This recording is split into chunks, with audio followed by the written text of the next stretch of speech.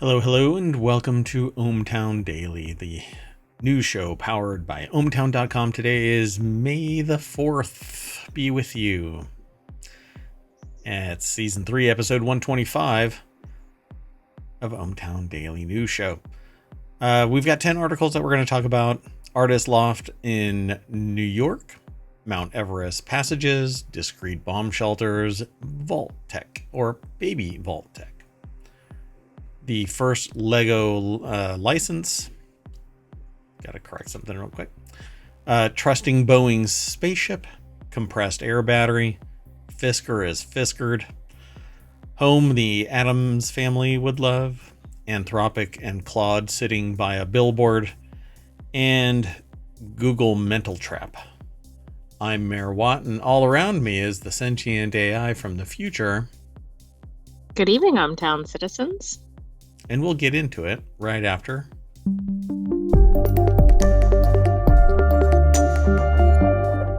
that. Once again, I am Mayor Watt, and all around me is the sentient AI from the future that I found on a weird-looking USB drive in the parking lot of a Wendy's at 2 a.m. after I tried to get some spicy buffalo wings. It had a great sauce, and now they don't have it anymore. Maybe it comes back seasonally, but I don't really go out anymore. Anyway, Too many responsibilities in ohmTown, right? mayoral duties. That's why I'm late, actually, why we're late. So let's get into today's show. The first article is, let's look inside the last lofts of New York City's artists, shielded 40 years ago from the city's soaring rents.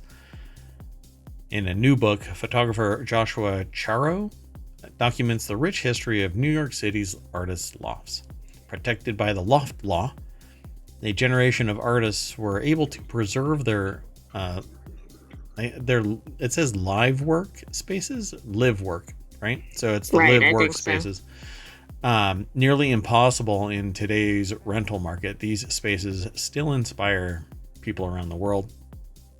The little snippet here continues. When he was a teenager, photographer Joshua Charo would sneak into buildings around New York City in search of the perfect rooftop shot.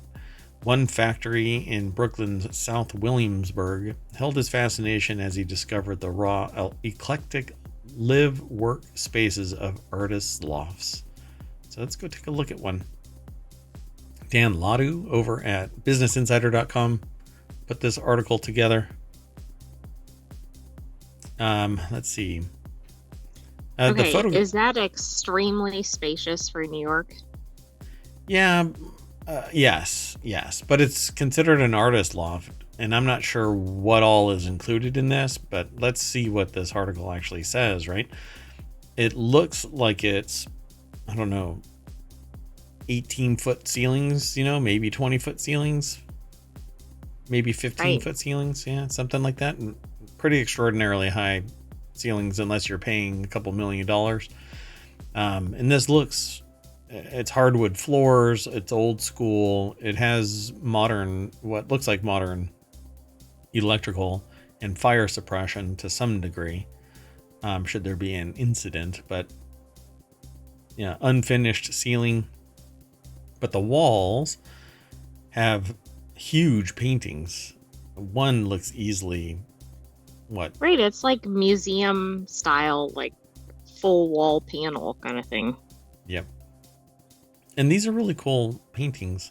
I really like them. I like the crisp lines that separate the various color panels. This is pretty neat. I kind of like this style of artwork. It's kind of my style of artwork. But let's see. In a new book, photographer Joshua Charo documents the rich history of New York City's artist lofts.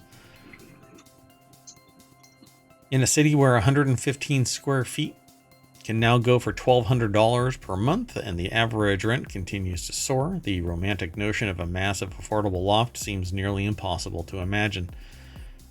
Fascinated by loft laws, loft laws, lob law. Oh, no, wait, that I got Wow, that. that's a tongue twister.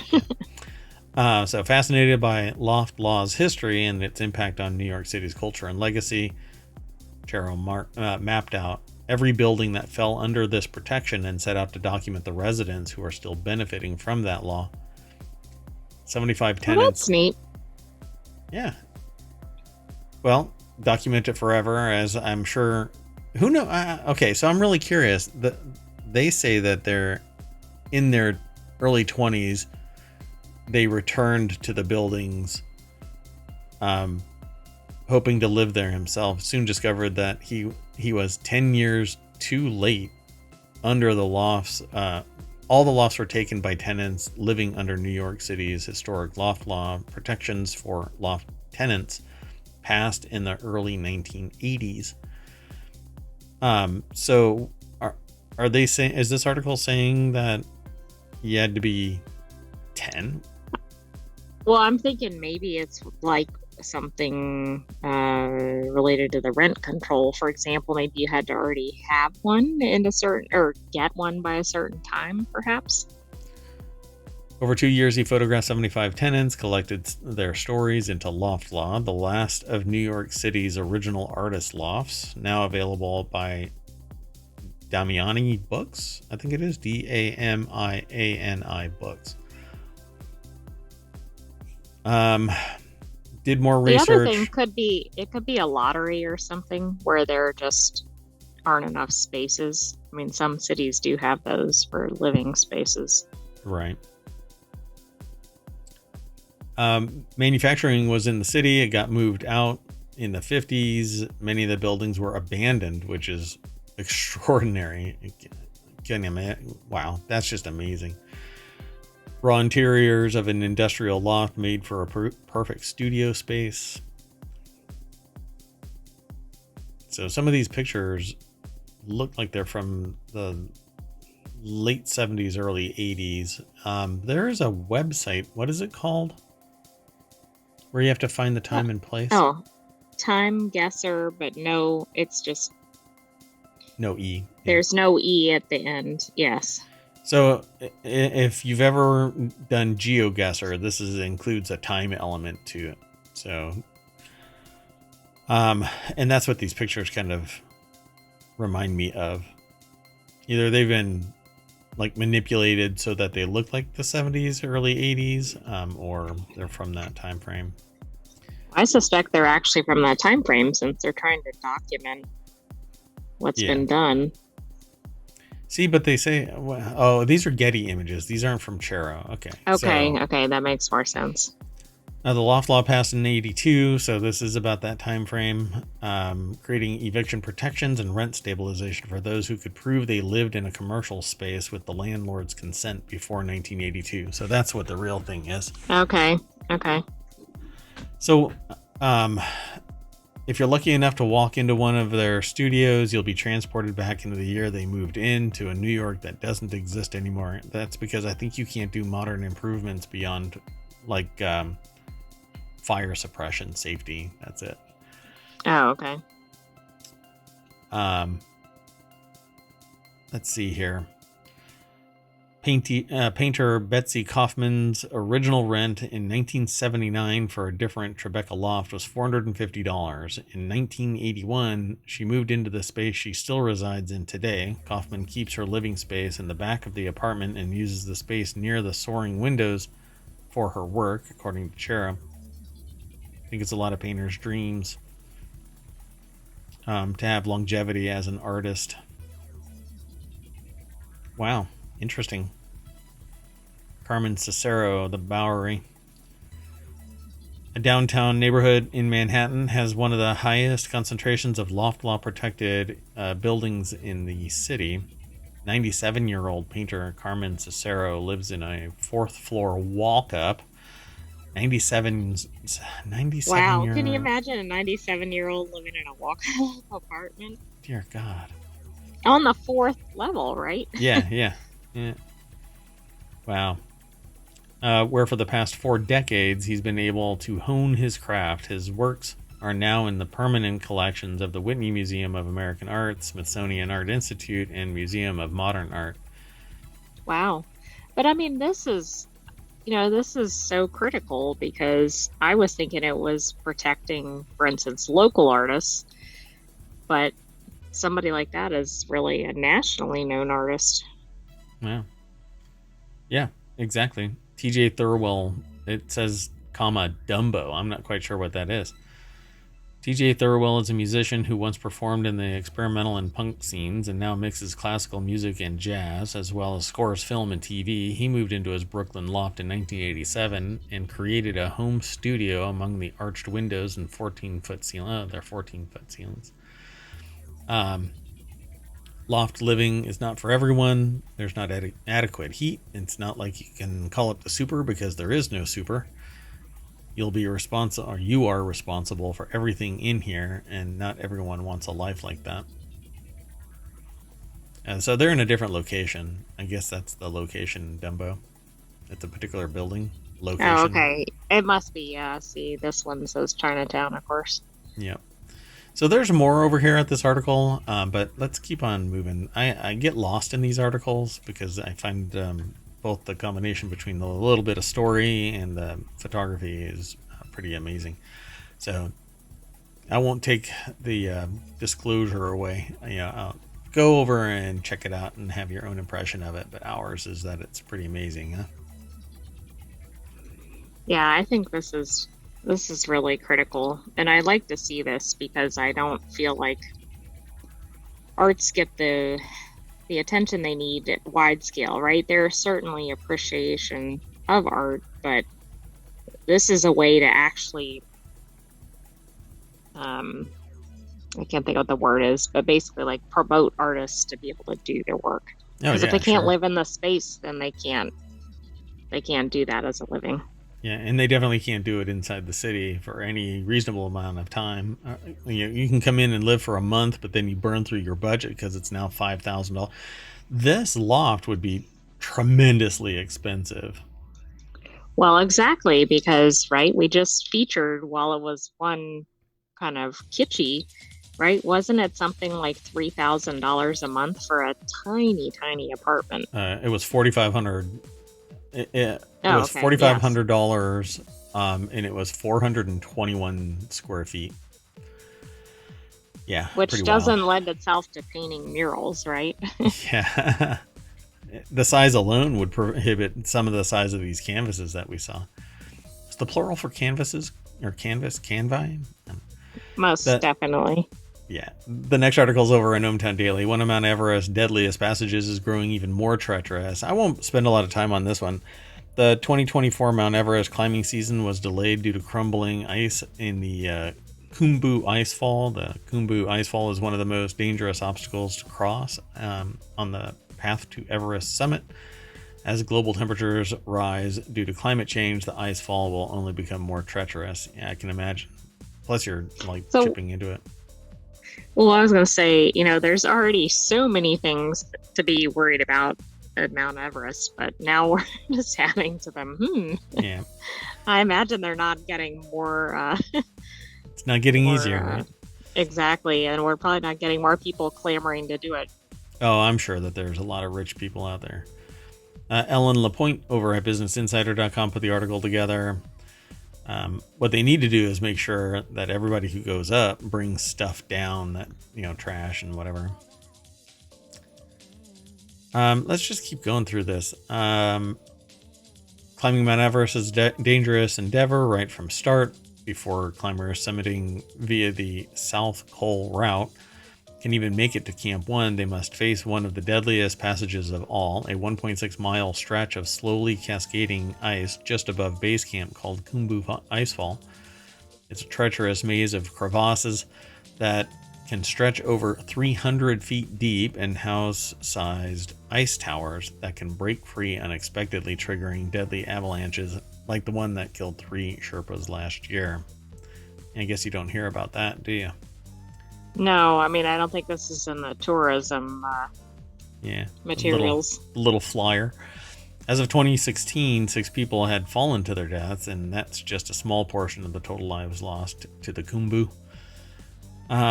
This icefall is so perilous, a dedicated team of specialized workers is responsible for charting a safe route through it. They're called the Icefall Doctors, and this year they delayed Everest's climbing season by 12 days due to unsafe conditions on the Khumbu Icefall. Well, and we know it's pretty darn unsafe to begin with. So the fact that they're assessing it that way means it must be pretty Uh, horrendous. if you, I wish that the podcast could see what I'm seeing.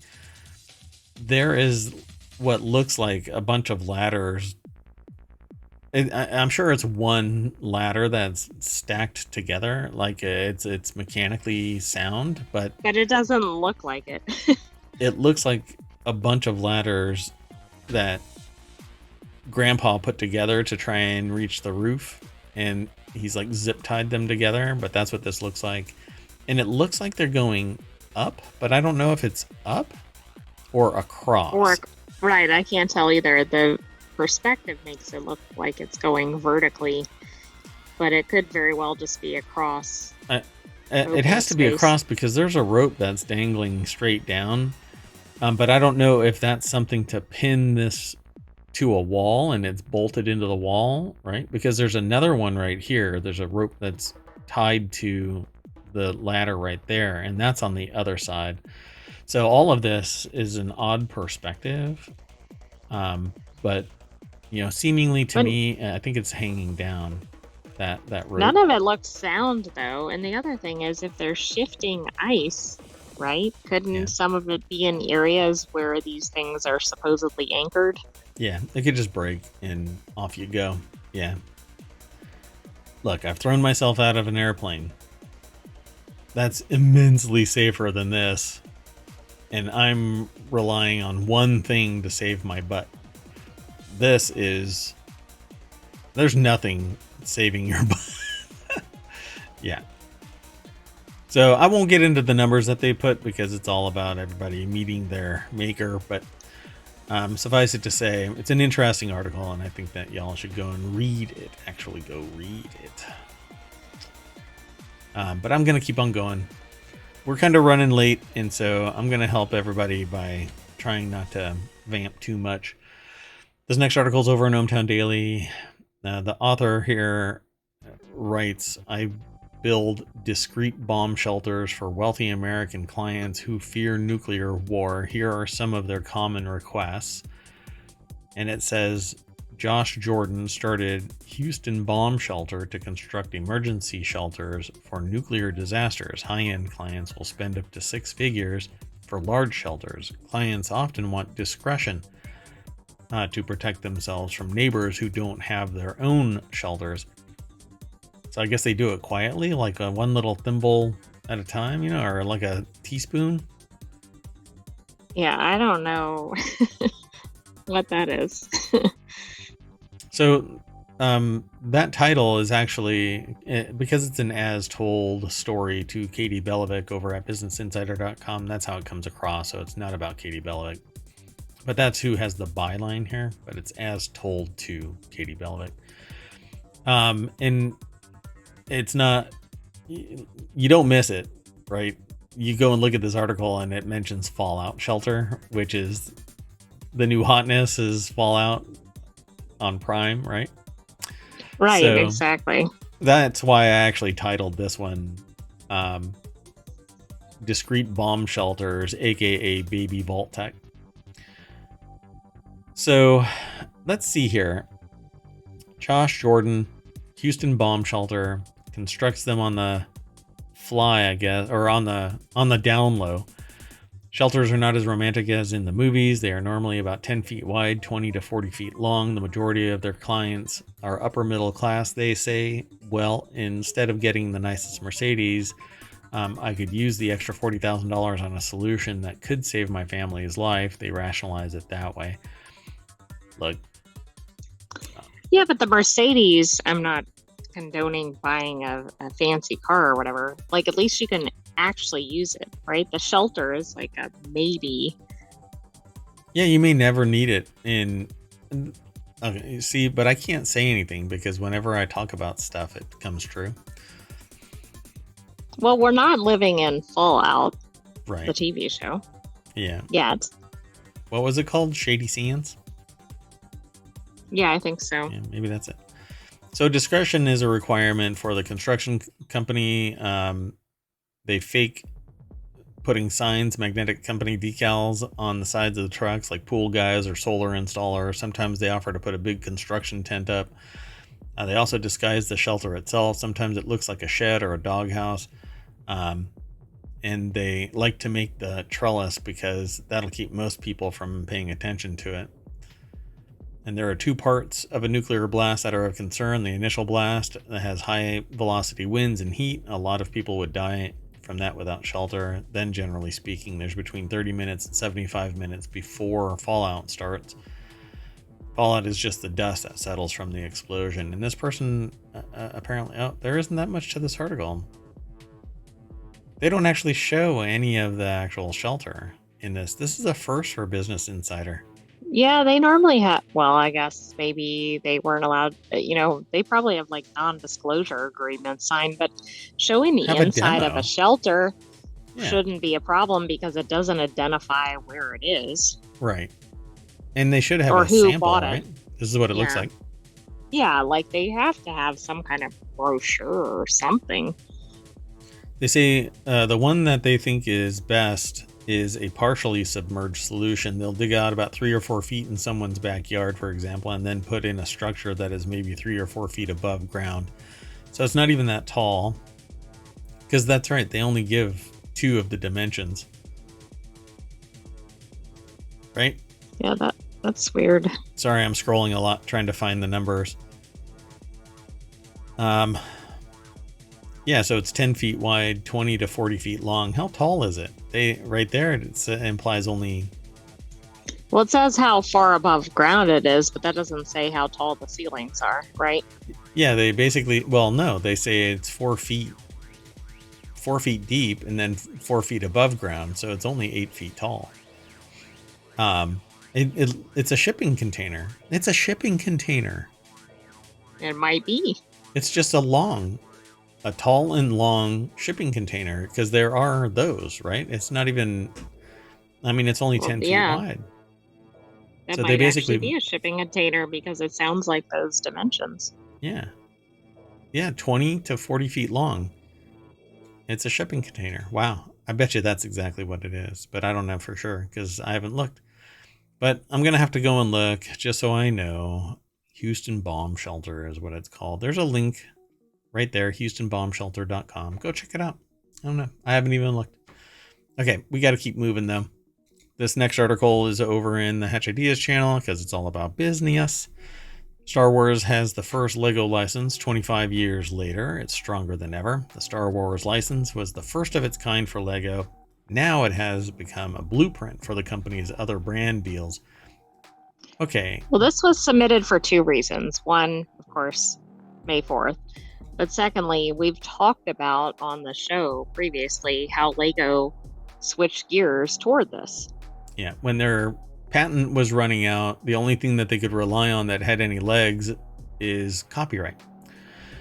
So in partnership with other companies, the trademark and the copyright bond basically makes it persist in perpetuity.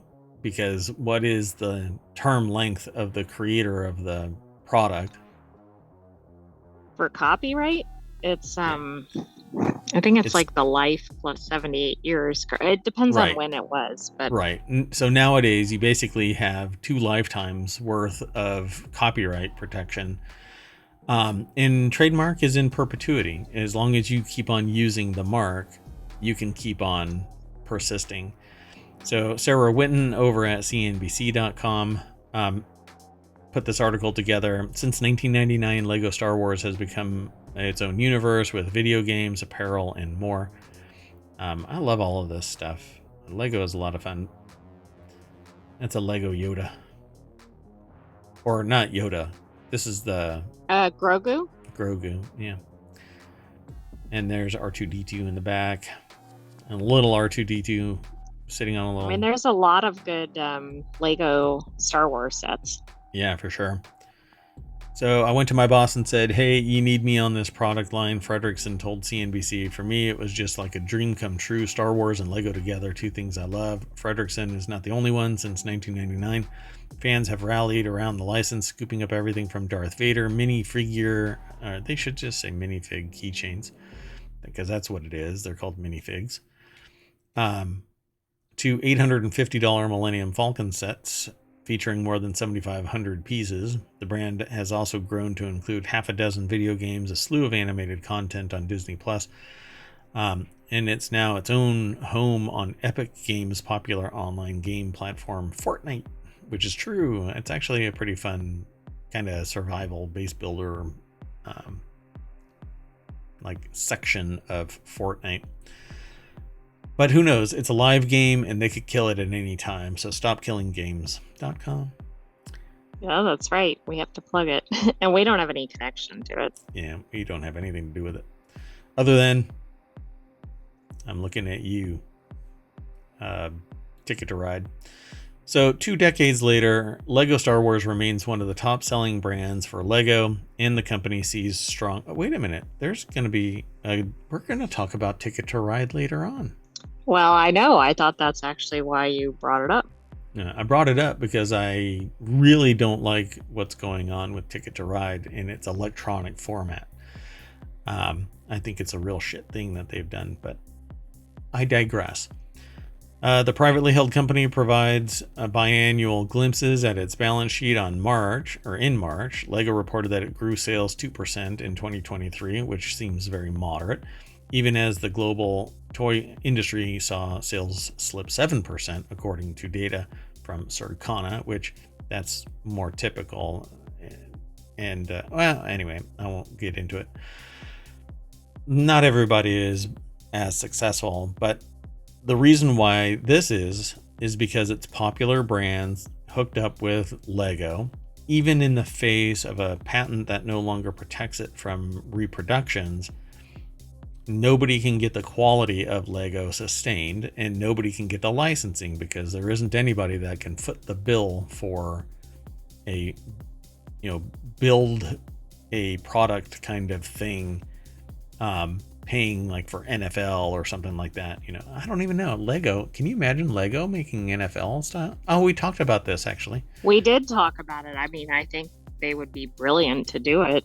Yeah, Lego stadiums and things like that. Think how much like sports fans are just, I think, wound up for any items they can buy. Like, I think that would be a huge market.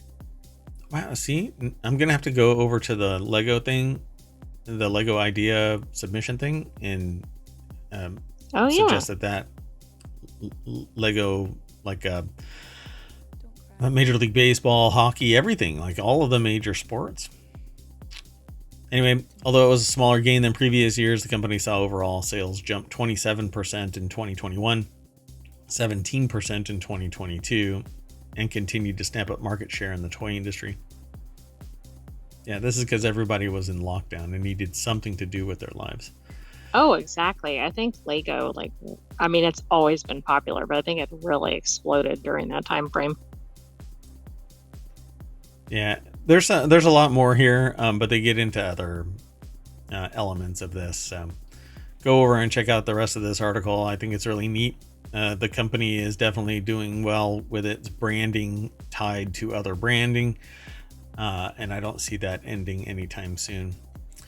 Okay, so let's keep going. The next article is over in ohmTown Daily. While Boeing's passenger planes glitch, NASA is entrusting the company's Spaceship with 2 astronauts' lives. So I think Business Insider is kind of picking a fight here. Well, don't mind that door panel falling off, right? Not a big deal. Yeah, and 2 whistleblowers being deleted. So Boeing's about to fly NASA astronauts to the International Space Station for the first time. Boeing's latest airplane malfunctions don't necessarily mean the astronauts are in extra danger. Still, the FAA, NASA, and other aerospace experts have questioned Boeing's overall safety culture. Yeah. So Morgan McFall Johnson put this article together. Why does it look like it's putty? Like it's coated in putty?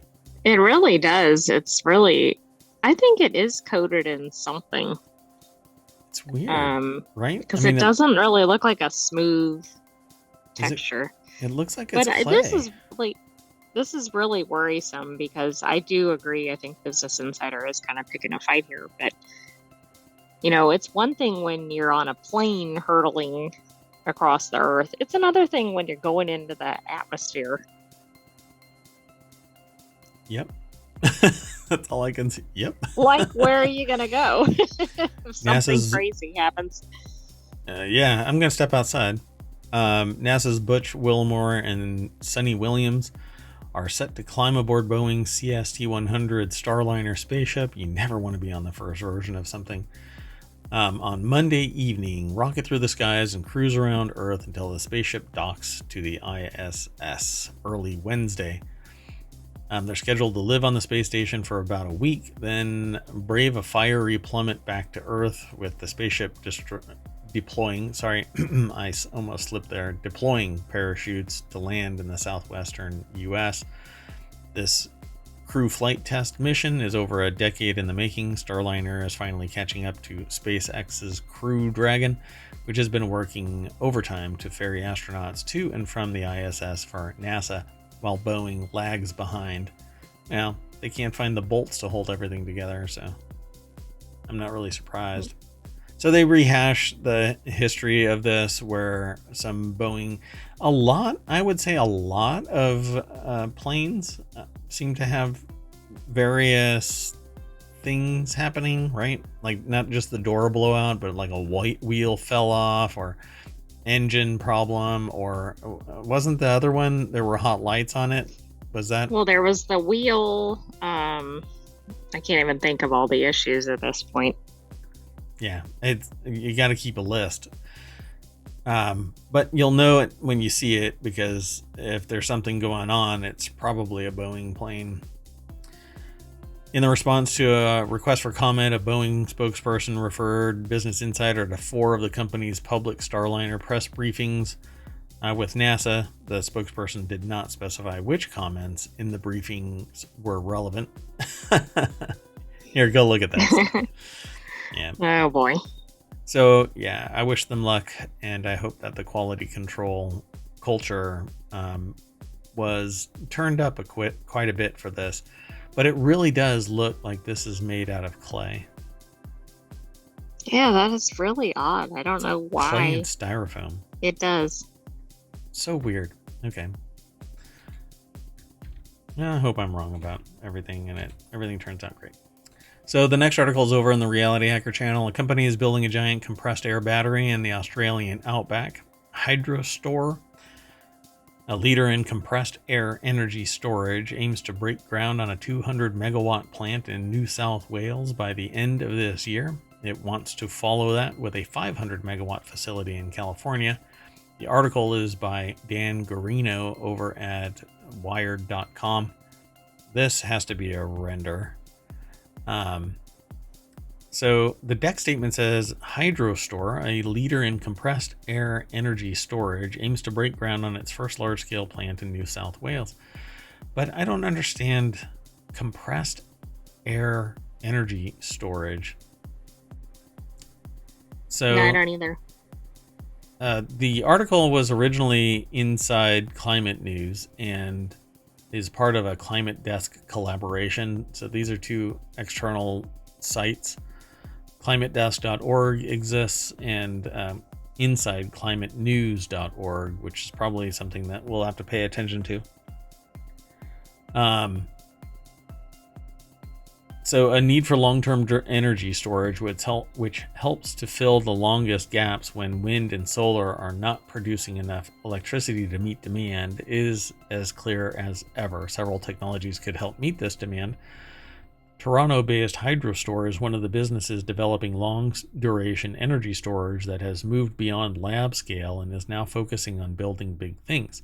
The company makes systems that store energy underground in the form of compressed air, which can be released to produce electricity for 8 hours or longer.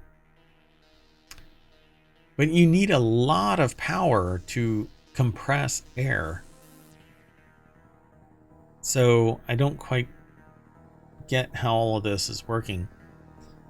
The author spoke to Curtis Van Wellingham, Hydrostore CEO and co-founder, to get an update on how close they are to breaking ground on large plants in Australia and California. And by that, I mean big buildings, not large plants like cacti. Sorry. It's supposed to be funnier than it was. Okay. So this now it makes sense. They use other forms of power generation to compress the air so that you can reverse it, and it will generate power.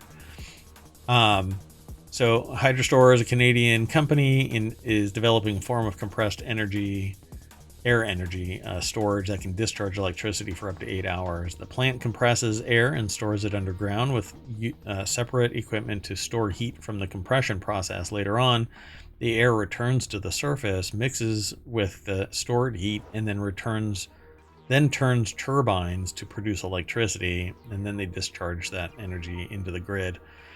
But so they use like wind power to compress it. So essentially, it seems interesting, and it would be ultimately renewable as long as the cooling system doesn't overheat. But it's basically a liquid cooled radiator kind of thing, and that's really it. I mean, it's really not that hard to imagine. I mean, I guess the question is whether they have enough to power it, right? And then is it doing anything to add or detract from current environmental issues? It says, unlike some other long duration storage companies, Hydrostore has proven its technology. The company has operated a small 1.75 megawatt plant in Goderich, Ontario since 2019, which can run for about 6 hours at a time. Compressed air storage existed before Hydrostore. Plants in Germany and Alabama have been around for decades and use variations on this approach. They're just using a supersized air compressor that ideally would run on renewable electricity. So they build a cavern 1,000 feet underground and run pipes down to it. 1,000 feet seems like a lot, but yeah, it does. Particularly in earthquake-prone California. Right. I don't even know how it would work in Australia, but yeah, especially in oh yeah, and even Australia, it's going to be a problem. It's not like it is geologically locked. So, interesting article, but let's keep on trucking. And speaking of trucking, maybe not so much.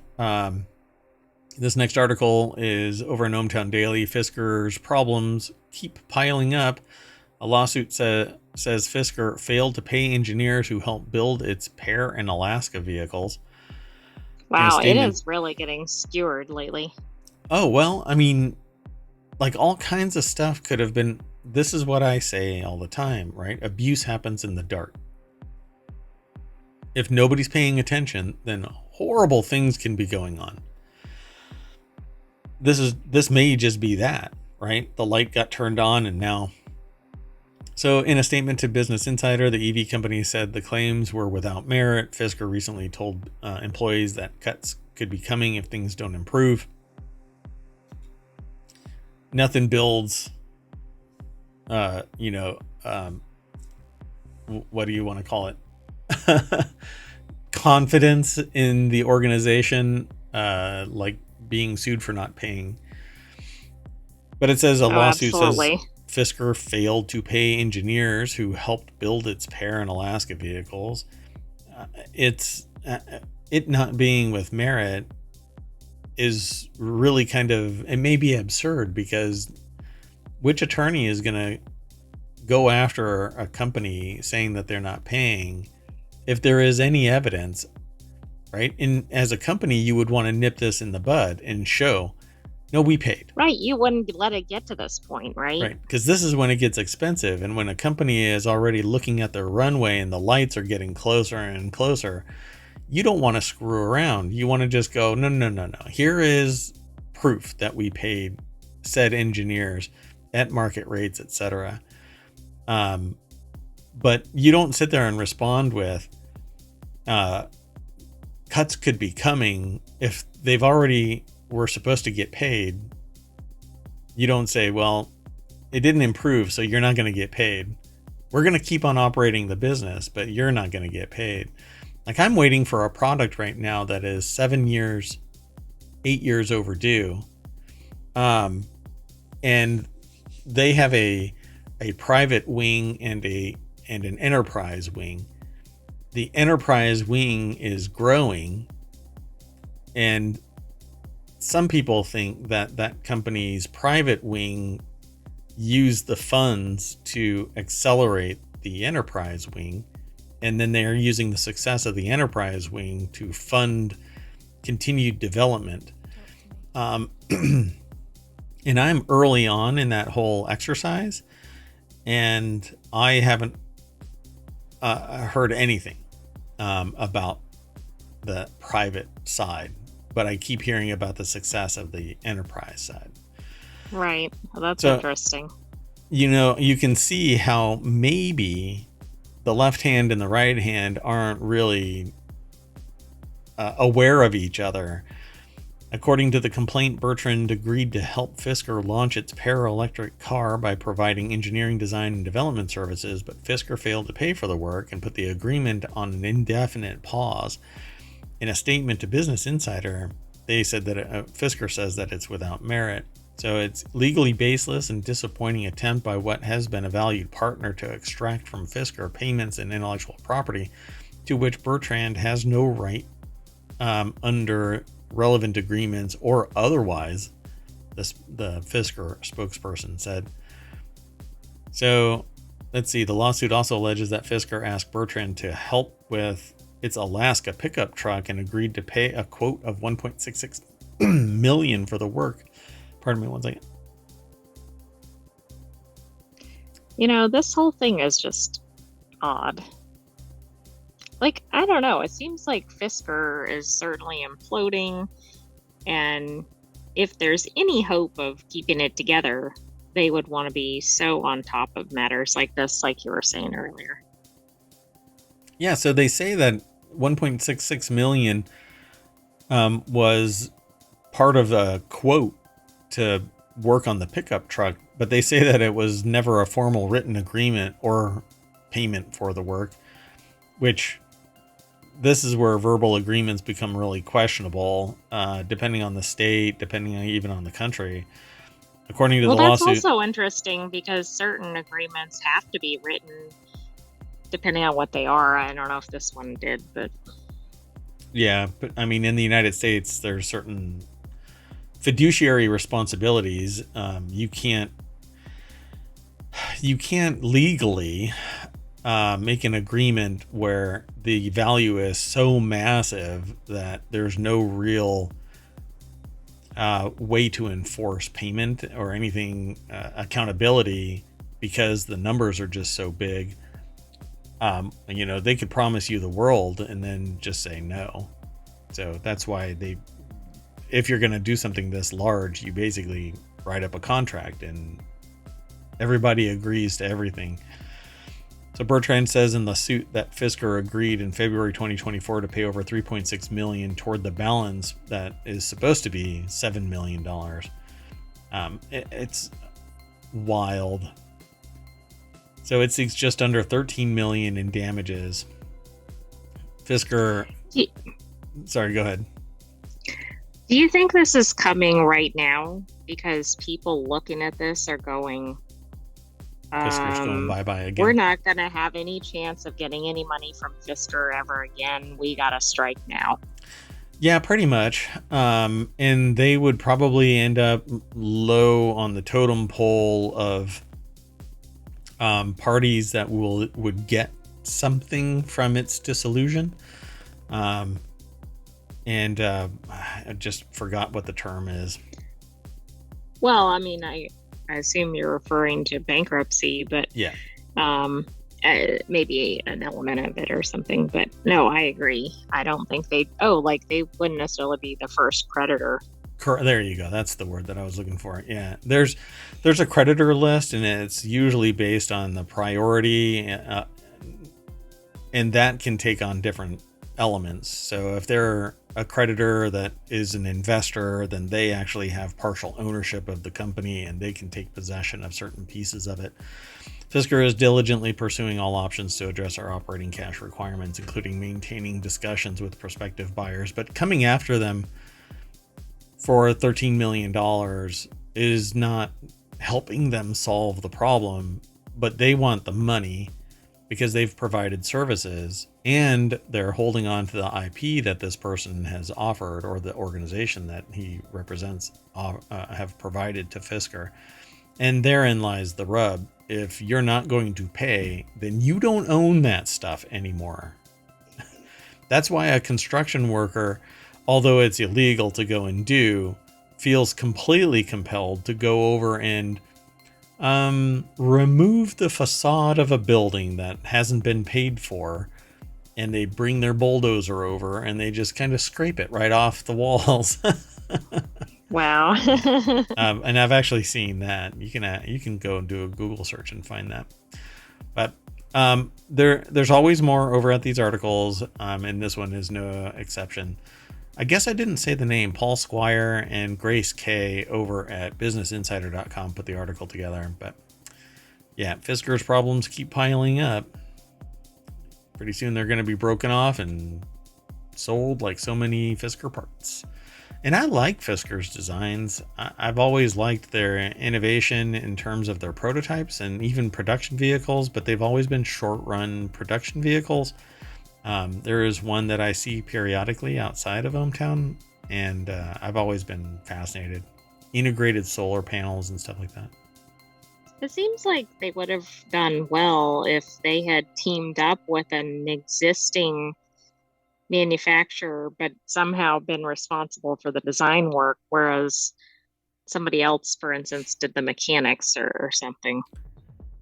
Well, like the way that I see things, like Tesla and SpaceX working together, the engineering that facilitates one helps facilitate the other, and you do this kind of technology exchange. I mean, I see that kind of happening, but maybe it's not in reality.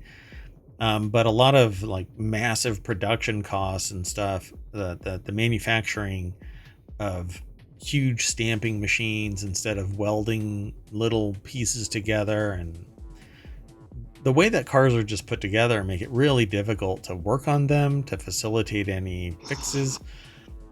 Even putting them together seems like an overwrought exercise in engineering. And I've never understood why nobody really does any innovation in putting them together. Maybe because if it works, they don't want to tinker with it. Well, yeah. And I've been through that because I've invented my own products, and then when I test them in the market, the people who would initially be responsible for installing them say, why would I do this? It solves a problem that we make money from. Yeah, that one was that one in particular has actually kind of leapfrogged into other products, and it's always weird to hear it. But I know the only way to make this work, or whatever the product would be to bring it to retail. And then you already have to have massive funding, massive partnerships, massive infrastructure to deliver the product, etc. Yeah, doesn't always work. Okay, let's keep going though. This next article is over in ohmTown Daily. A 1.5 million house for sale comes with its own graveyard. I titled this one, that's creepy. A home the Addams family would love. So I'm going to go jump right on over to Business Insider. Nathan Reynolds is the author of this. This is really interesting because this looks like a building right outside of ohmTown. But it is not in the UK, and it is not $1.5 million. So now I'm really curious. The new owner would need to allow family members to visit graves on the site. Homes close to the graveyards could be a good option for prospective buyers on a budget. Oh my goodness. So it's basically a church, and it has a graveyard all around it. So a 1.2 million or 1.2 million pound or $1.5 million house is on sale in the UK. It comes with its own graveyard. It basically is a graveyard. It's a parish church that dates back to the 14th century. The grade 2, it says grade 2 star, so I don't know what the star necessarily means, but the grade 2 listed building became disused in the 1950s, but the local community in the small village of Coton, with backing from Buckingham Palace, rallied together to save the building. Jonathan Lloyd Ham from the real estate firm Fine and Country told Business Insider. So let's just kind of scoot on down to this thing here. It's actually listed apparently on Realtor.com. No, it's not. I'm sorry. Let me see if there is a listing. They're just comparing it to pricing or something. Yeah. The median price of homes in neighborhoods with a cemetery is roughly 12% lower than that of similar properties in areas without a graveyard. What a weird stat. I know. I can't believe they have a statistic on that. That's hilarious. This is a great artist loft, though. People are dying to get it. I'm sorry. St. Andrew's Church was converted into a 4-bedroom home around 2000 and includes many period features such as vaulted ceilings and stone windows and the souls of many lost. Church retains many interesting original features with mullioned stone windows. Mullioned. Lloyd Ham told Business Insider, but I think their favorite has to be the stunning rose window in the main bedroom. Oh my goodness. Just shy of 2 acres of land, including the adjoining graveyard. Oh, well, it's so mullioned is having one or more solid vertical pieces of stone, wood, or metal between different parts of the window, which kind of sounds like stained glass. Interesting. Yeah, but yeah, maybe it's got the stone elements of it, and then stained glass is pushed into the little niches. Interesting. That's a new word for me. So the new owner would need to allow family members to visit the grave sites, but really, stop people from getting buried there, and eventually there won't be anybody coming in to visit, right? So the showpiece glass house on the edge of London's Highgate Cemetery is up for sale for more than £6 million. That's something else, I think. Yeah, it's a showpiece. Yeah, a showpiece glass house on the edge of London's Highgate. So this is a real budget piece, if you really want this.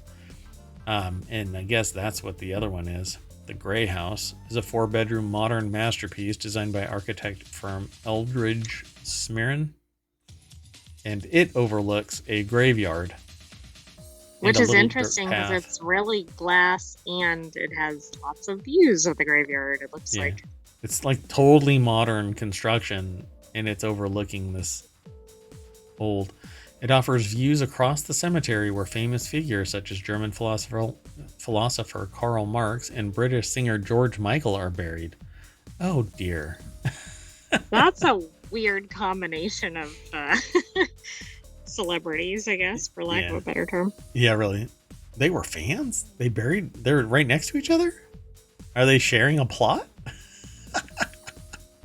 Highly doubt it. I don't think that Karl Marx would have been a fan of George Michael.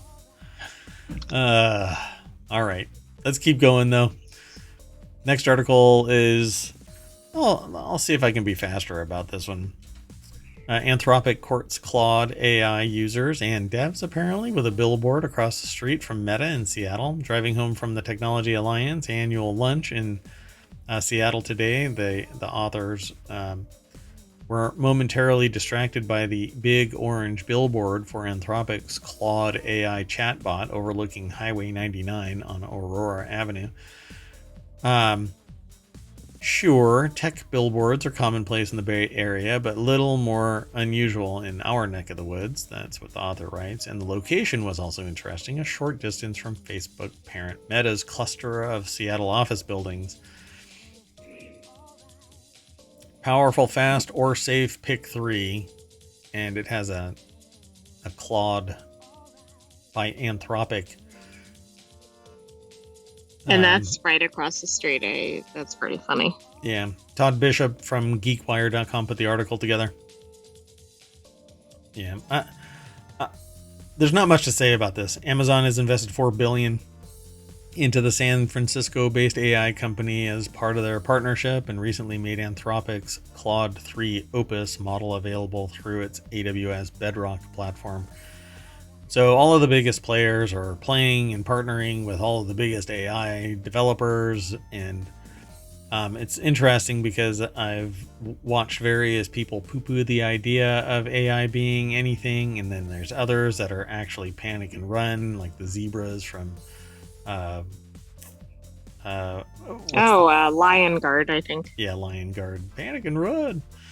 And then there's me, who's right in between and has decided that it's going to be whatever society makes it out to be. And a lot of AI is a cat out of the bag kind of thing. You're not going to be able to claw this back unless you're, well, let's just say that you're going to have a rule with an iron fist to try and hide AI. And then the rulers with the iron fist are going to utilize AI. I mean, the scumbaggery becomes pretty palpable once you start thinking about the slippery slope.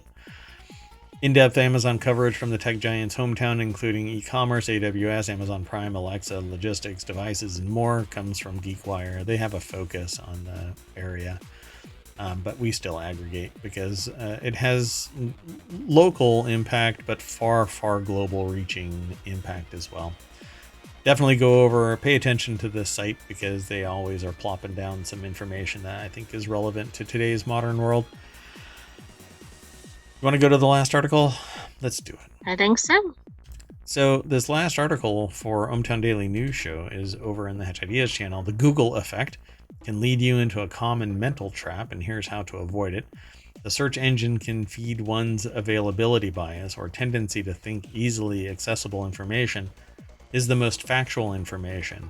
This is actually something that I tried to fight when I created my own search engine that was personality driven and gave polar opposite results as well as well-aligned results and everything in between. Actually, if you think of existing in the center of a multi-elemental cube, like a Rubik's Cube, and you were in the center of that, that's the spectrum of personality that the results would pop out as. Aditi Shrikant is the author of this over at cnbc.com. Ultimately, I came to the conclusion that at that stage of the game 20 years ago, it was probably not a viable solution because when I was doing the research, people could manipulate their personality. And I was already aware when you do certain activities, it taints the results of a personality assessment when you're cognizant of what the answers could portend. And naturally, our personality changes over the years as wisdom and life forces us into something outside our comfort zone. And so it was more dynamic, which I think is something that I can appreciate, but I don't think others are all that hip to. And I don't know how. Okay, anyway, I'm not going to say anything. Relying too heavily on the search engine, though, can feed a common mental trap known as availability bias, says Cynthia Borgia, a project leader at the Decision Lab, a think tank where researchers study how people make decisions.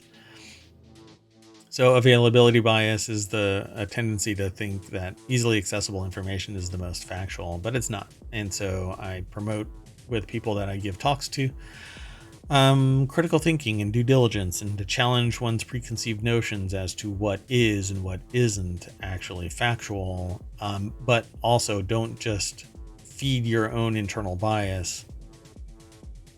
Right. Well, and also if you pull up only a snippet of something, right, and it says one thing, you don't have the surrounding information, which could very well say, well, this isn't the case or whatever. Like, you could be getting the exact opposite of what the actual information is. I do think people that actually had to go through the effort of old style research spent a little bit of time digging into and digesting the material, and probably had a better chance of getting a better picture of what the information was.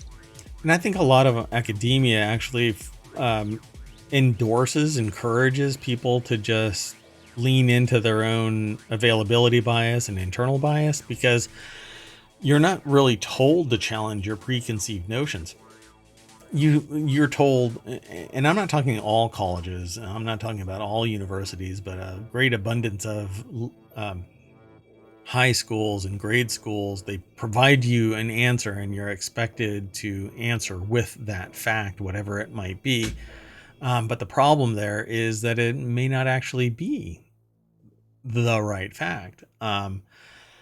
And without getting too into the reeds about this, what this person is suggesting, recommended consulting multiple sources of different types, that is exactly what my search engine did. It was a meta search engine that reached out to a multitude of sources, including its own crawler, to find and assess information and compare it to, quote unquote, the personality of the internet, and then pair it with the person's personality.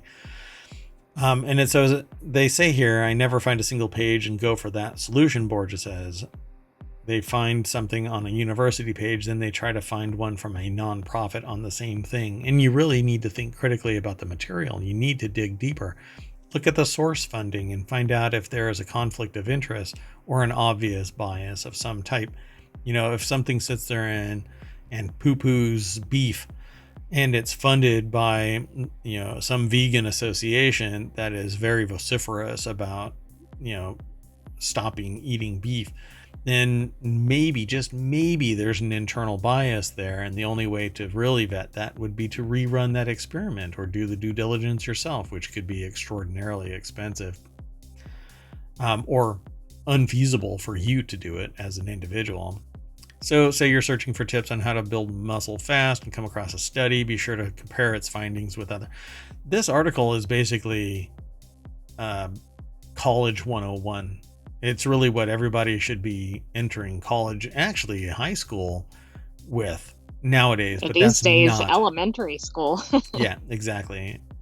But that is not what happens. That just is not what happens. A lot of education is, here are the answer. Here's the information I want you to fill out this chart with. And all you have to do is drag and drop. You know, math is basically, you do the math problems. And that builds some of the basics. But at some point, you have to take whatever it is that you're learning in math, and you have to incorporate the concepts, not just answer 1 + 1. And then you become a better mathematician as time goes on. Same thing with English. If you don't actually understand the nuance of what you are constructing, then you're just spewing out words.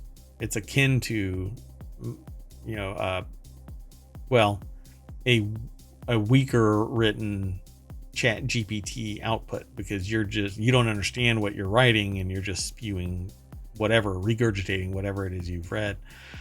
And then you can run into problems if you just say that it's yours when it's not. You're basically just rewriting whatever they say, they being everybody else.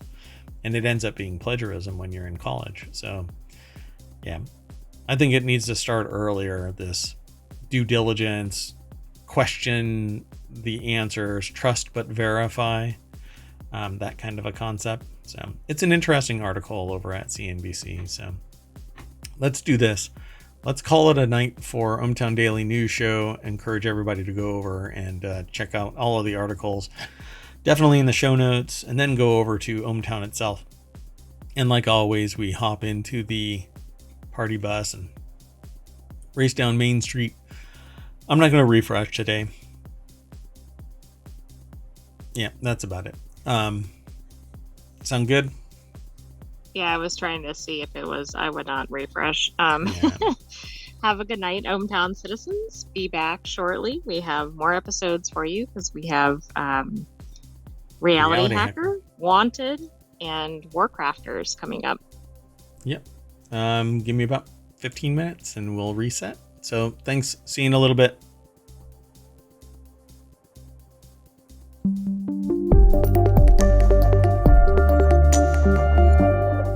I'm off to do some critical thinking.